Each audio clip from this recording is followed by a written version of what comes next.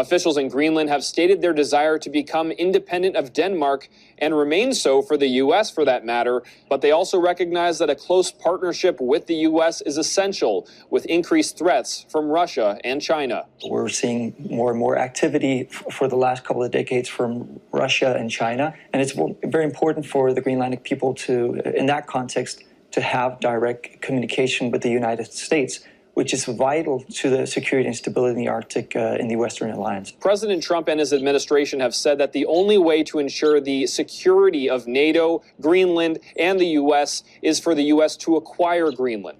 If there were an attack on Greenland from Russia, from some other area, we would get dragged in. So better now, peace through strength. Greenland can only be defended if it is part of the U.S., and it will not need to be defended if it is part of the U.S. The president is trying to avoid a conflict.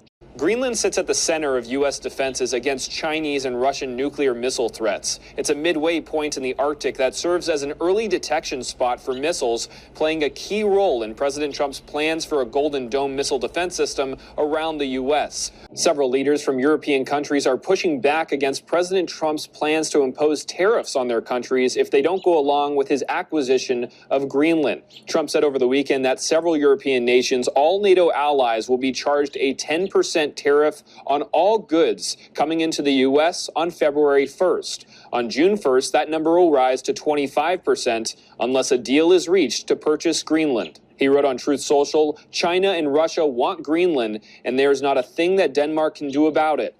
This is a very dangerous situation for the safety, security, and survival of our planet. He added that U.S. presidents for the past 150 years have been trying to acquire Greenland, but have been unsuccessful in doing so, and now is more imperative than ever. Several European leaders disagree.